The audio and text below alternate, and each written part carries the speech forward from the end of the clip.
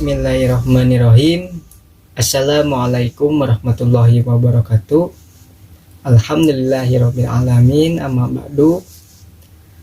Perkenalkan, nama saya Faizal Jeli Nugraha dengan NIM 12030100043. Saya berasal dari jurusan Hukum Keluarga, Fakultas Syariah dan Hukum, UIN Sunan Gunung Jati, Bandung.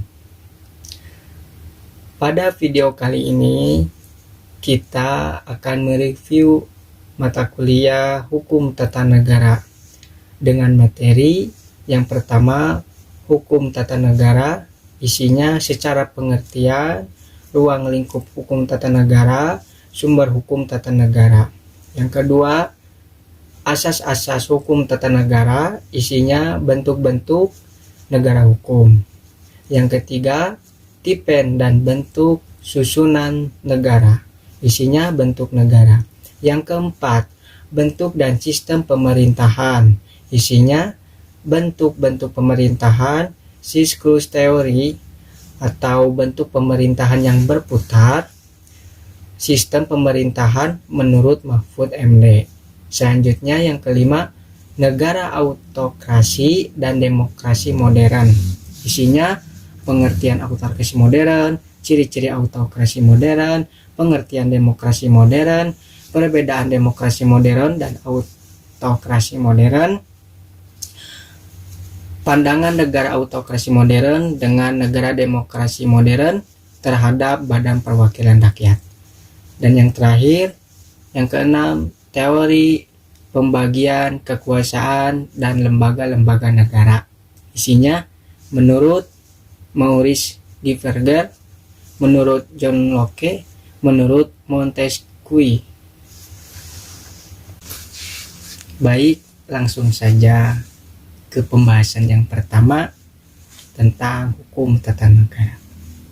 Sebelum kita membahas, kita harus tahu yang namanya hakikat ilmu.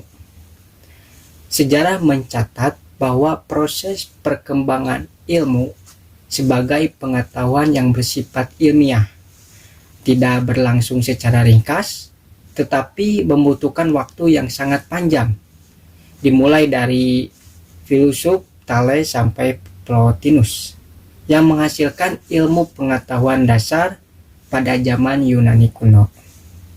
Pengetahuan ialah yang didapatkan apa yang kita ketahui lewat panca indera atau batas pemikiran dan inderawi tetap sebagai pengetahuan. Sedangkan ilmu adalah pengetahuan yang sistematis yang dapat dibuktikan kebenarannya melalui proses dan metode ilmiah. Sistematis berdasarkan kajian filsafat ilmu dan memenuhi 3 indikator, meliputi yang pertama ontologis, artinya dapat didefinisikan atau dimaknai.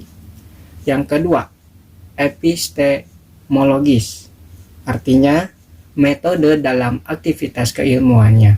Yang ketiga aksiologis, artinya nilai guna, memiliki manfaat dan memenuhi 2 unsur lainnya. Jadi hakikat ilmu itu harus memenuhi ontologis, epistemologis, dan aksiologis. Ketiga unsur ini wajib dimiliki oleh sebuah pengetahuan dan mencapai derajatnya ilmu. Jadi kalau kita ingin mengetahui tentang ilmu, kita harus melalui aspek unsur yang 3 itu. Oke, selanjutnya langsung ke pembahasan saja. Hukum tata negara.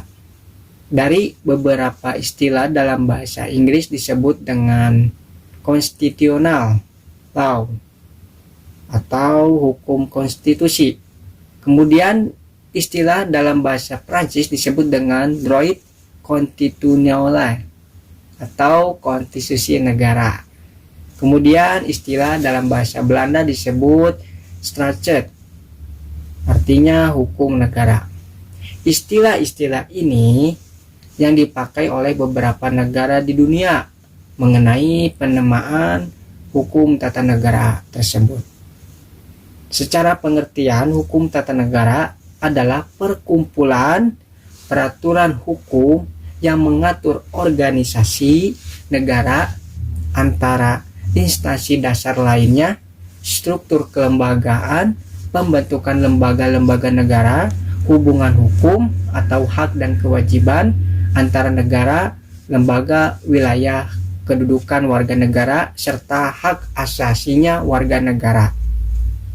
Asumsi pada sebuah hukum tata negara adalah ilmu yang mempelajari tentang perangkat aturan mengenai hubungan antara warga negara maupun negara dan hak asasi manusia. Ini termasuk aspek ontologi, berarti sudah terbukti. Selanjutnya, ruang lingkup hukum tata negara. Ruang lingkup hukum tata negara ada 3. Yang pertama, organisasi negara mencakup bentuk negara, bentuk pemerintahan, sistem pemerintahan, lembaga-lembaga negara, dan lain sebagainya. Yang kedua, struktur pejabat negara, yaitu lembaga-lembaga yang ada pada satu negara, pembagian kekuasaan dan hubungannya dengan eksekutif, legislatif, dan yudikatif. Yang ketiga, hubungan ilmu lain berkaitan dengan ilmu hukum atau penerapan konstitusi pada suatu negara.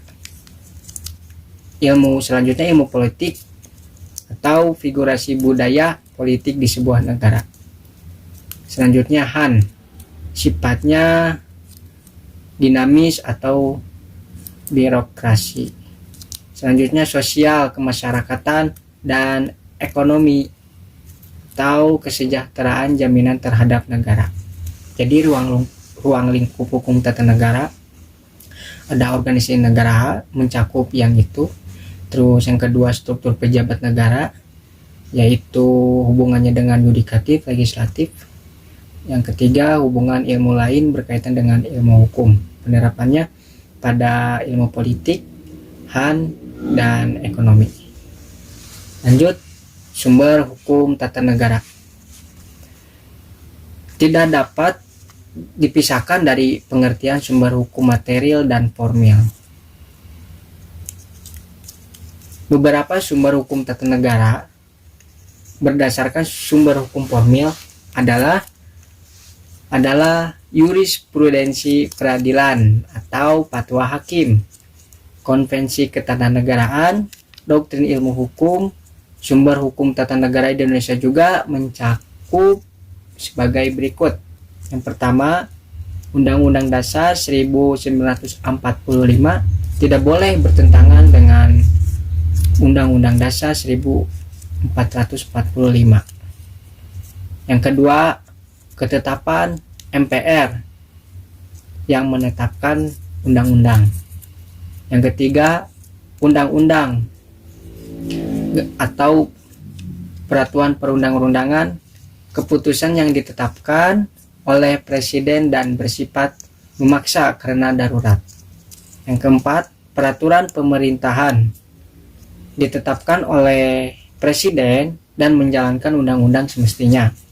Yang kelima, keputusan presiden dikenal sebagai bentuk peraturan perundang-undangan guna melaksanakan peraturan presiden maupun undang-undang di bidang pengangkatan dan pemberhentian baik personelia, pegawai, atau anggota DPR.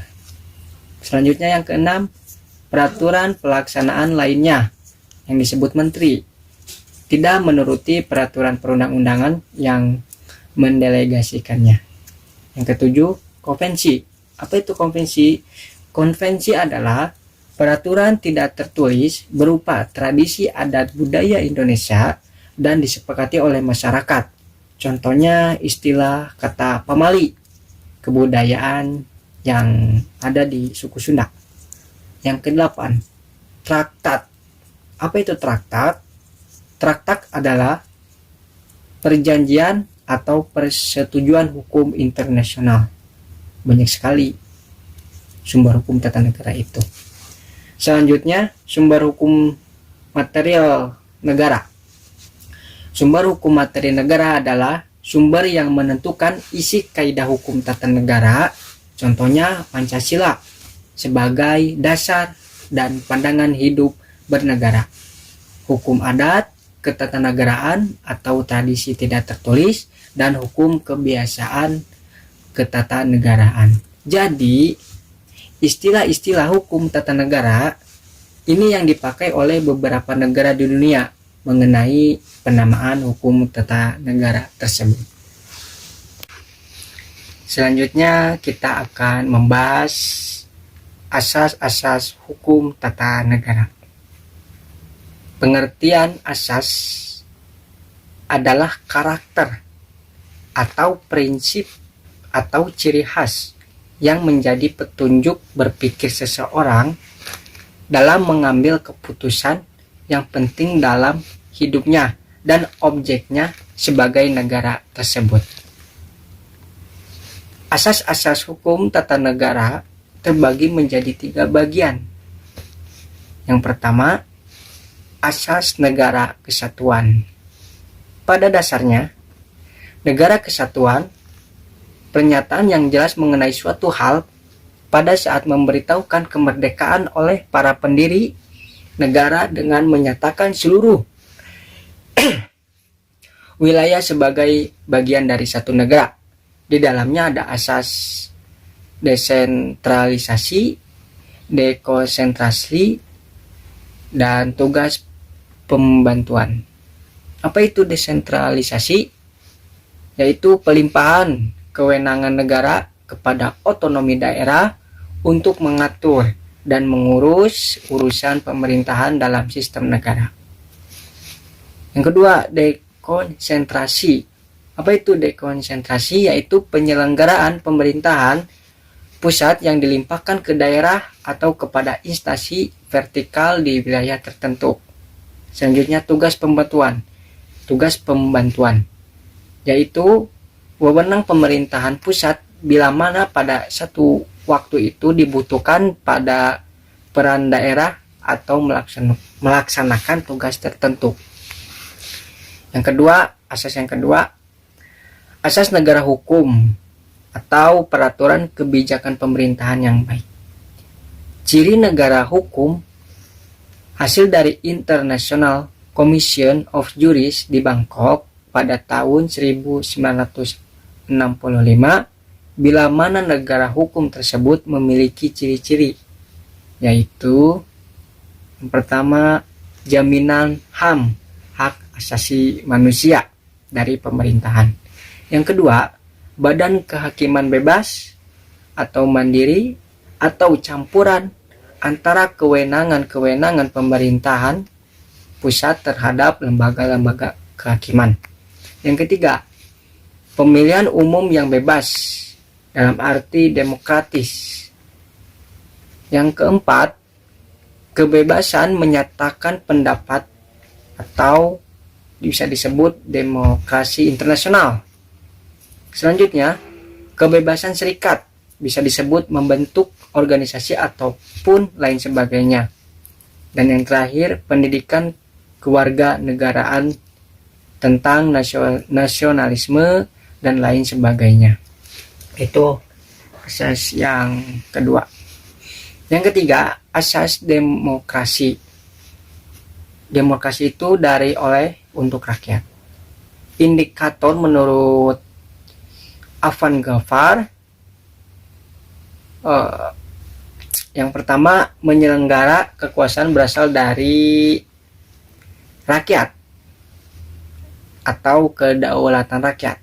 Yang kedua, penyelenggaraan kekuasaan secara bertanggung jawab atau horizontal dan vertikal. Selanjutnya, menurut Afan Ghaffar, adanya partisipasi langsung atau tidak langsung. Bisa disebut pengambilan bagian atau pengikut sertaan. Selanjutnya, rotasi kekuasaan bisa disebut pergantian pemegang kekuasaan atau kepemimpinan negara dan pemerintahan. Selanjutnya, pemilu. Pemilu hubungannya dengan asas negara hukum. Dan yang terakhir, kebebasan dijadikan hak-hak dasar manusia yang bisa kita sebut HAM, hak asasi manusia. Lanjut, bentuk-bentuk negara hukum. Secara formal terbagi menjadi 3. Yang pertama, bersifat individualisme. Yang kedua, bersifat negara sebagai penjaga malam.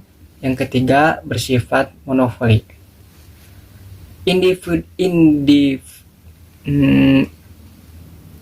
Individualisme, bersifat individualisme yaitu kebebasan dalam beraktivitas kehidupan bernegaranya, salah satunya negara Amerika Serikat. Amerika Serikat itu untuk negara hukumnya liberal. Yang kedua, bersifat negara sebagai penjaga malam. Ketika suatu waktu dibutuhkan, kehadirannya untuk membebaskannya. Yang ketiga, bersifat monopoli. Bisa disebut dengan di mana semua badan pemerintahan menjadi penyedia tunggal dari jasa tertentu dan persaingan yang dilarang oleh hukum. Nah, itu yang secara formal. Selanjutnya yang secara material terbagi juga menjadi 3. Yang pertama, kolektif, dominasi negara, dan welfare state. Kolektif sifatnya hukum negara untuk mewujudkan cita-cita mereka. Dominasi negara sifatnya dipaksa untuk mewujudkan cita-cita negara tersebut. Yang ketiga, welfare state sifatnya seimbang antara kolektif dan dominasi negara. Jadi, asas-asas hukum tata negara pada dasarnya negara kesatuan, pernyataan yang jelas mengenai suatu hal pada saat memberitahukan kemerdekaan oleh para pendiri negara dengan menyatakan seluruh wilayah sebagai bagian dari satu negara. Selanjutnya kita akan membahas tipen dan bentuk susunan negara.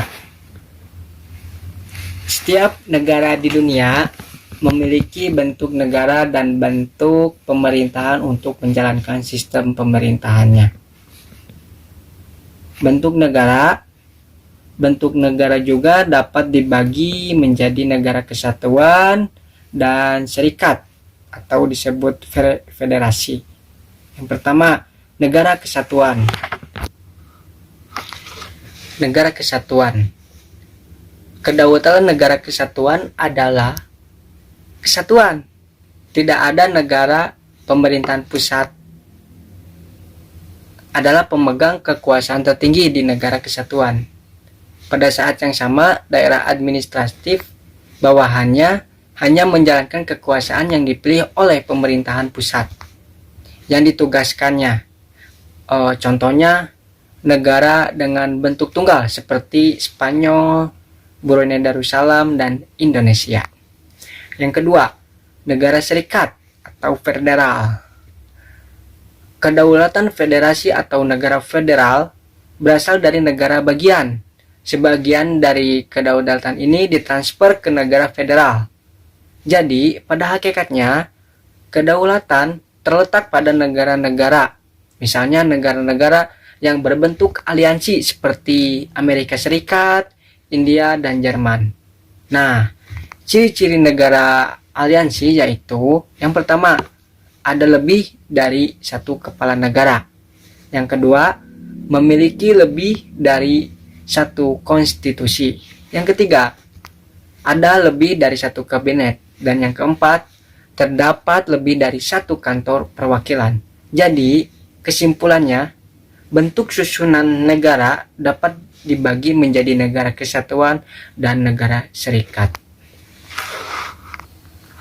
Selanjutnya kita membahas bentuk dan sistem pemerintahan. Bentuk-bentuk pemerintahan. Yang pertama, autokrasi. Apa itu autokrasi? Autokrasi adalah bentuk pemerintahan yang diperintahkan kuasa tunggal seperti raja atau tidak dapat diganggu gugat. Merujuknya lebih kepada kerajaan atau kekaisaran yang dianggap itu ideal. Yang kedua, oligarki. Apa itu oligarki? Oligarki adalah bentuk pemerintahan yang dipegang oleh kelompok elit dari masyarakat. Contohnya seperti negara Afrika Selatan. Sebelum Nelson Mandela akhirnya menjadi presiden tahun 1994. Yang ketiga, monarki. Monarki adalah bentuk pemerintahan yang dipegang oleh seorang raja atau kaisar pada sistem tersebut. Biasanya akan berlangsung sepanjang hayat sang raja atau ratu atau sultan. Contohnya negara Inggris, Belanda, Brunei Darussalam, dan lain sebagainya. Jadi, autokrasi hampir mirip sifatnya dengan monarki. Selanjutnya, yang keempat, republik. Republik adalah bentuk pemerintahan yang dijalankan berdasarkan kedaulatan rakyat. Republik juga berasal dari dua kalimat. Ada res dan publica. Artinya apa? Menghendaki kedaulatan rakyat atau kembali kepada kewenangan kehendak rakyat itu sendiri. Jadi kayak demokrasi lagi.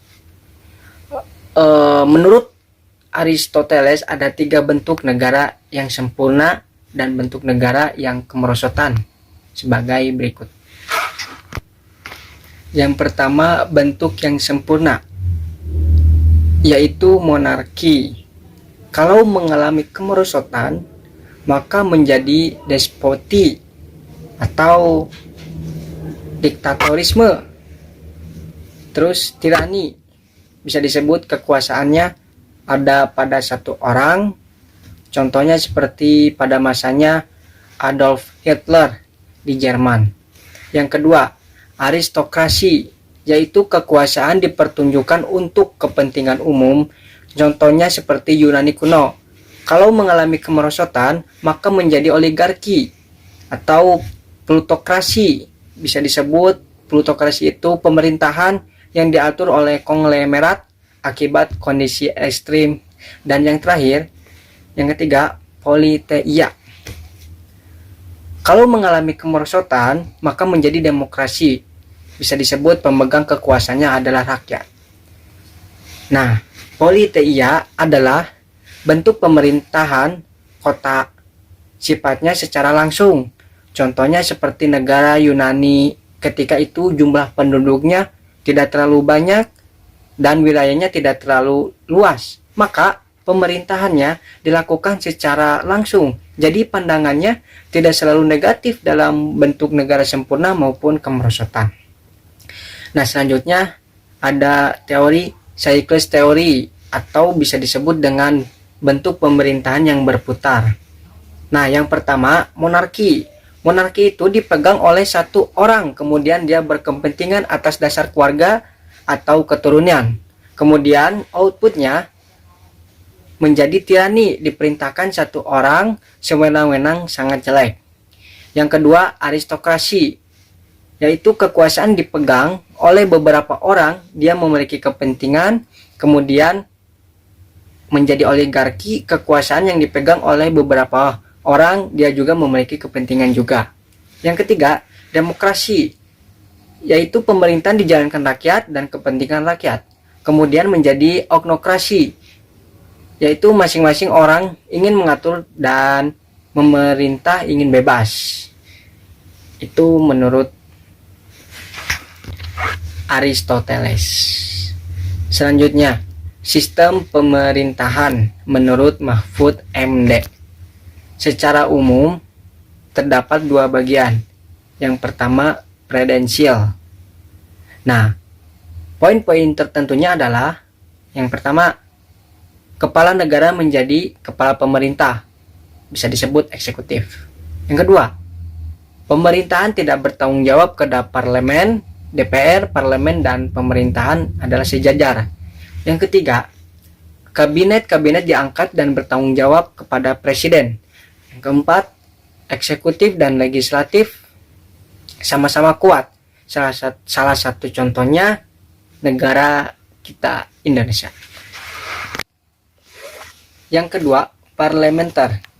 Parlementer yaitu pemerintahan memiliki peranan penting dalam pemerintahan. Nah, poin-poin tentunya adalah yang pertama, presiden atau raja ia lebih bersifat simbol nasional atau bisa disebut dengan pemersatu bangsa. Yang kedua, pemerintah dilakukan oleh seorang perdana menteri. Yang ketiga, kabinet bertanggung jawab kepada dan dapat dijatuhkan oleh parlemen melalui mosi, bisa disebut tidak percaya. Yang keempat, kedudukan eksekutif kabinet bergantung kepada badan legislatif. Itu yang menjadi pembeda antara pemerintahan presidensial dan parlementer. Jadi, bentuk dan sistem pemerintahan itu berputar.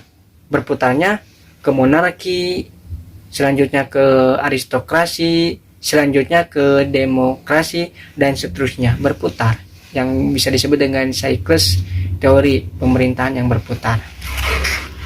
Selanjutnya kita membahas tentang negara autokrasi modern dan demokrasi modern. Nah, pengertian autokrasi modern. Autokrasi modern adalah bentuk pemerintahan dengan karakteristik yang berbeda dari demokrasi modern, atau bisa disebut dengan kekuasaan tunggal. Nah, ciri-ciri autokrasi modern yang pertama, sistem satu partai atau hanya mereka yang berkuasa yang dapat ikut serta dalam pengelolaan negara. Autokrasi modern lebih seperti negara monarki dan oligarki. Yang kedua, mengkonsentrasikan kekuasaan sebanyak-banyaknya di tangan negara untuk memantapkan status penguasaan negara. Yang ketiga, organisme yang dianggap sebagai satu kesatuan dengan unsur-unsur dasar kehidupan dan kepribadiannya sendiri. Yang keempat, kekuasaan perwakilan rakyat dalam pengambilan keputusan masih mendominasi. Yang kelima, memimpin eksekusi. Nah, oleh karena itu, hal ini menunjukkan bahwa lebih cenderung mengarah pada kediktatorannya negara-negara otoriter modern yang kita sebutnya itu. Tergantung persepsi masyarakat seperti apa gitu. Jika orientasinya pada kepentingan pribadi, maka dapat dikatakan bahwa konteks negara bersifat otoriter, tetapi jika orientasinya untuk kepentingan umum, maka orientasinya tidak baik. Salah satu negara yang menganut autokrasi modern adalah fasisme Italia, yaitu perwakilan fasisme Italia, Partai Eropa Barat adalah Benito Mussolini setelah pergerakan karena kemiskinan Perang Dunia Pertama pecah dan kritis. Krisis keuangan terjadi di Italia. Nah, cara mengatasinya kemiskinan adalah dengan menyatukan 3 partai politik, yaitu partai politik di Italia, yaitu Partai Nasional, Partai Sindikat, dan Partai Agama. Itu cara mengatasinya pada zaman fasisme Italia. Yang kedua, Jerman Nazisme, yaitu tokoh Nazinya singkatan dari National Socialist Arbiter Party atau NSDAP. Awalnya bernama Deutsche Arbiter Partei, singkatannya DAP, dan citra Adolf Hitler sebagai partai buruh. Akibat kekalahan Jerman dalam Perang Dunia ke-1, ia melakukan gerakan positif yang penuh kekerasan. Gila sekali waktu itu. Selanjutnya, komunisme Soviet. Nah, komunisme Soviet Karena revolusi industri pada abad ke-18, Republik Sosial Uni Soviet yang kita sebut Uni Soviet adalah negara para pekerja dan petani sosialis. Pemimpin gerakan ini adalah Karl Marx, Friedrich Engels, atau yang kita sebut dengan Manifesto Komunis. Ini termasuk merangkul autokrasi modern. Nah, selanjutnya demokrasi modern. Demokrasi modern adalah bentuk demokrasi pemerintahan konstitusi menjamin hak-hak dasar individu serta hak-hak politik, keadilan, kebebasan memilih dan hukum yang independen atau kebalikan dari autokrasi modern. Nah, demokrasi modern juga menuntut sistem multipartai, pelaksanaan kekuasaan rakyat, kumpulan atau kesatuan individu dalam arti individu memiliki peran utama dalam menentukan dan memperjuangkan kebahagiaan dan kemakmuran negara. Terus selanjutnya rakyat memiliki kendali penuh atas keputusan para wakil. Dan yang terakhir hukum mendominasi. Demokrasi modern kebalikan dari autokrasi modern. Jika autokrasi modern membutuhkan sistem satu partai, penyertaan partai, jika demokrasi modern tidak seperti autokrasi modern, karena demokrasi modern memberdayakan rakyat negara dan memungkinkan mereka untuk berpartisipasi dalam pengelolaan negara. Dalam hal ini, untuk memberikan ruang bagi masyarakat negara untuk berperan sebagai pion, kalau dalam catur pion, dalam penyelenggaraan negara terjadi saat yang sama. Nah, perbedaan antara autokrasi modern dan demokrasi modern adalah bahwa autokrasi modern lebih memiliki organisasi administratif yang sangat berkuasa, tetapi jika demokrasi modern tidak, maka demokrasi modern mempunyai kedaulatan rakyat yang paling dominan. Kedaulatan rakyat diwujudkan dalam bentuk peraturan perundang-undangan. Inilah perbedaan antara autokrasi modern dan demokrasi modern. Selanjutnya, perbedaan demokrasi modern dan autokrasi modern. Perbedaannya dari sifat. Negara autokrasi modern yaitu negara sebagai organisme yang bersatu memiliki dasar kehidupan dan memiliki minatnya sendiri, tetapi juga memiliki kepribadian sendiri. Perbedaan antara autokrasi dan demokrasi modern. Nah, sekarang bagian demokrasi modern. Demokrasi modern yaitu negara sebagai kumpulan atau kesatuan individu. Pada prinsipnya individu memiliki kebebasan dan kemandirian untuk menentukan hidupnya. Yang kedua, tujuannya. Nah, negara tujuan autokrasi modern tidak bisa melepaskan pandangan hidupnya, yaitu tujuan akhirnya adalah untuk memusatkan kekuasaan sebanyak-banyaknya mungkin di tangan kepala negara. Nah, kalau demokrasi modern tujuannya berjuang untuk dan mengatur kebahagiaan dan kesejahteraan rakyat. Nah, ini bagian pandangannya. Pandangan negara autokrasi modern dengan demokrasi modern terhadap badan perwakilan rakyat. Autokrasi modern melalui penunjuk pemilihan negara atau pemilihan anggota. Nah, di negara-negara fasisme, pencalonan sementara calon unit sosial diajukan ke komite partai fasis dan kemudian tersedia bagi pemilih orang hanya bisa menerima menolak sepenuhnya pemilihan atau pengangkatan anggota badan perwakilan rakyat dimulai dengan pencalonan calon sementara oleh unit-unit sosial. Sifat komposisinya yaitu kantor perwakilan. Nah, kantor perwakilan itu adalah perwakilan koperasi atau unit sosial yang diakui oleh hukum. Nah, sifat kekuasaan kantor perwakilan tidak memiliki kekuasaan apapun atau mendukung keputusan administratif. Nah, metode pengangkatan demokrasi modern atau pemilihan anggota atau pengangkatan anggota DPR itu melalui lolosnya pemilu untuk memperjuangkan kepentingan rakyat, untuk kesejahteraan rakyat, ibu pertiwi, dan negara. Anggota Badan Perwakilan Rakyat dipilih langsung oleh rakyat. Oleh karena itu, dicadangkan sebagai perwakilan.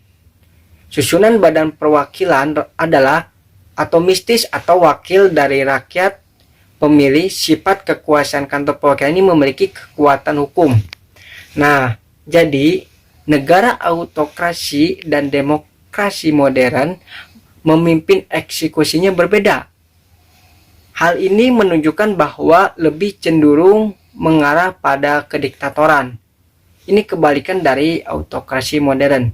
Jika autokrasi modern membutuhkan sistem satu partai, penyederhanaan partai. Selanjutnya, perbedaan demokrasi modern dan autokrasi modern. Sifatnya negara autokrasi modern yaitu negara sebagai organisme yang bersatu, memiliki dasar kehidupan dan memiliki minatnya sendiri, tetapi juga memiliki kepribadiannya sendiri. Kalau demokrasi modern yaitu negara sebagai kumpulan atau kesatuan individu. Pandangan negara autokrasi modern dengan negara demokrasi modern terhadap Badan Perwakilan Rakyat, pemilihan atau pengangkatan anggota Badan Perwakilan Rakyat dimulai dengan pencalonan calon sementara oleh unit-unit sosial. Baik, selanjutnya kita akan membahas tentang teori pembagian kekuasaan dan lembaga-lembaga negara.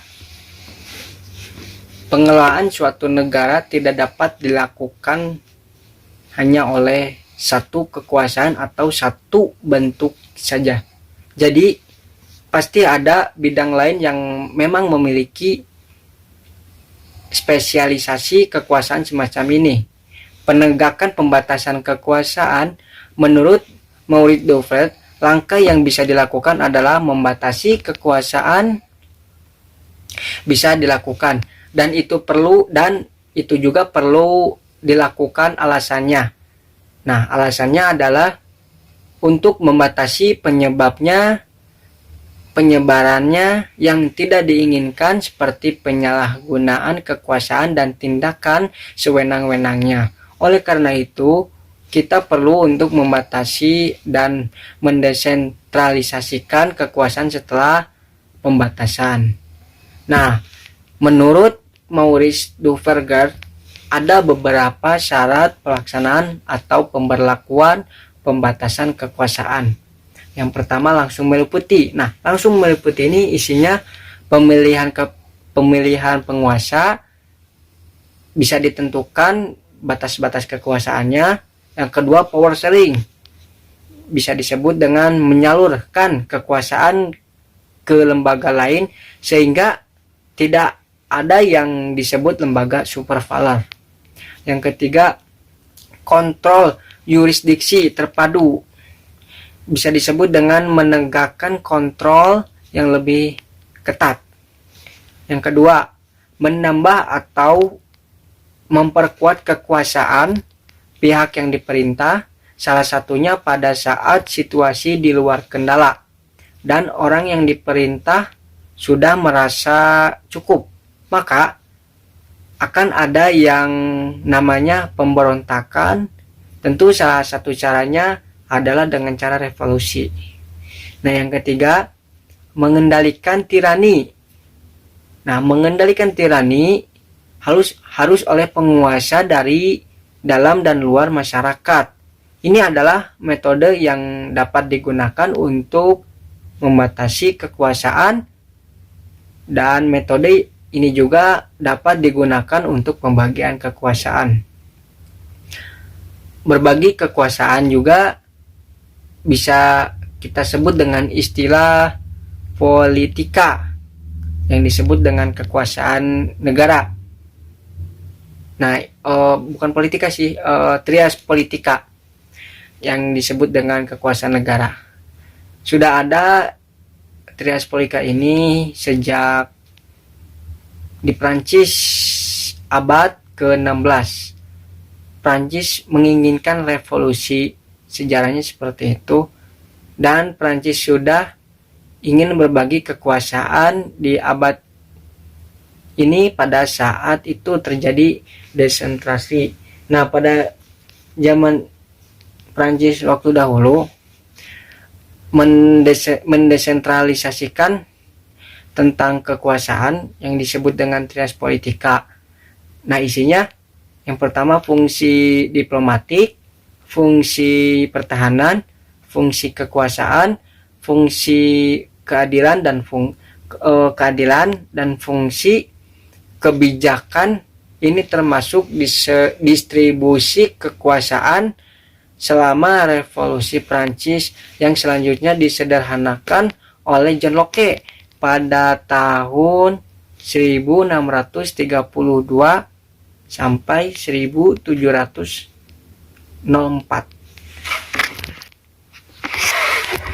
Menurut John Locke, pembagian kekuasaan adalah membagi kekuasaan menjadi beberapa bagian yang bekerja sama dengan suatu negara. Nah, bagian-bagian tersebut meliputi lembaga eksekutif, lembaga legislatif, dan lembaga yudikatif.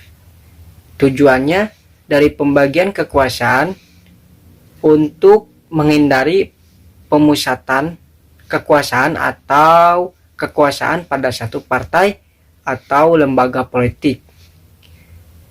Nah, jika kekuasaan atau kewenangan terkonsentrasi pada satu aspek saja, maka akan muncul pemerintahan yang absolut atau otoriter yang kita kenal.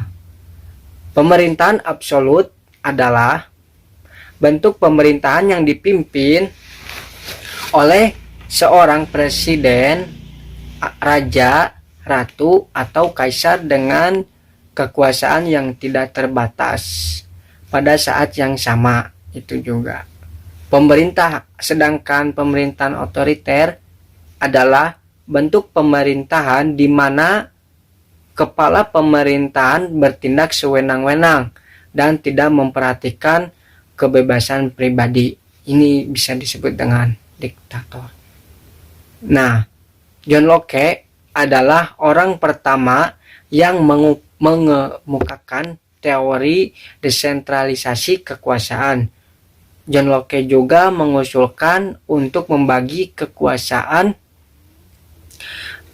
negara menjadi beberapa organ negara dengan fungsi yang berbeda-beda. Dia menyarankan agar pemerintah tidak dominan, perlu dibedakan antara mereka yang berkuasa dan tidak. Nah, teori pemisahan kekuasaan dikemukakan oleh John Locke dalam buku Theories of Civil Government tahun 1660. Distribusi daya John Locke adalah yang pertama kekuasaan legislatif, yang kedua kekuasaan administratif, yang ketiga federal. Nah, kekuasaan legislatif yaitu kekuasaan untuk membuat undang-undang. Yang kedua kekuasaan administratif, yaitu kekuasaan untuk menegakkan hukum, termasuk kekuasaan untuk mengadili setiap perbuatan melawan hukum.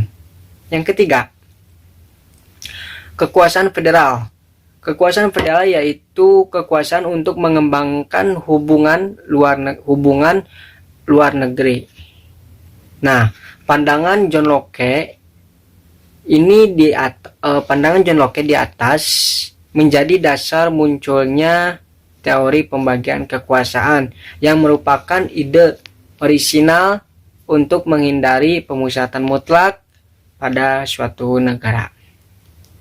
Nah, ada lagi seorang Montesquieu menekankan hal ini dalam buku El Spirit des Lois atau Spirit of Law, Becoming Legislation, Administration and Justice pada tahun 1748.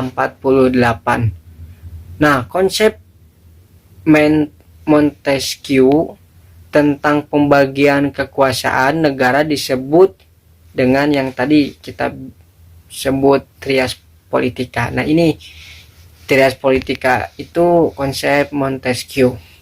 Banyak pemerintah di dunia termasuk Indonesia masih menggunakannya. Jadi kebanyakan pembagian kekuasaan yang kita pakai pada saat ini di belahan dunia itu dengan trias politika yang dipaparkan oleh Montesquieu pada waktu itu. Nah, menurut Montesquieu, persyaratan implementasinya isinya tentang kekuasaan untuk membuat undang-undang dalam istilah baru sebagai bagian dari fungsi pembuatan aturan. Kedua, presiden. Ketiga, satuan kerja pemerintah. Selanjutnya yang kedua, persyaratan legislatifnya. Isinya kekuasaan penegakan hukum atau kita sebut dengan fungsi penerapan aturan DPP. Yang ketiga, kondisi peradilan. Isinya kekuasaan untuk mengadili pelanggaran rule foundation, salah satunya adalah yudikatif. Tujuan lembaga legislatif yaitu kekuasaan untuk melaksanakan undang-undang, termasuk membahas rancangan undang-undang ketika membuat undang-undang nasional. Sebelum undang-undang ini akhirnya diundangkan, legislatif dan eksekutif memiliki hubungannya yang sangat erat ketika merumuskan undang-undang ini. Mereka sangat terkoordinasi dan heroik, dan mereka juga saling terkait sampai undang-undang itu diundangkan. Jadi, teori pembagian kekuasaan dan lembaga-lembaga negara menambah atau memperkuat kekuasaan pihak yang diperintahkan, salah satunya pada saat situasi di luar kendali dan orang-orang yang diperintah sudah merasa cukup. Ini adalah metode yang dapat digunakan untuk membatasi kekuasaan ini. Metode ini juga dapat digunakan untuk pembagian kekuasaan. Prancis menginginkan revolusi dan Prancis sudah ingin berbagi kekuasaan dengan di abad ini. Sekian pembahasan kita pada video kali ini. Saya Faizal Jalinugraha. Mohon maaf apabila ada salah, itu dari setan, apabila benar itu dari Allah Subhanahu wa taala. Akhirul kalam, khud masofa wadamal qadar, ungdur makola walatandur mangkola, wallahul muwaffiq ila aqwamit thoriq. Wassalamualaikum warahmatullahi wabarakatuh.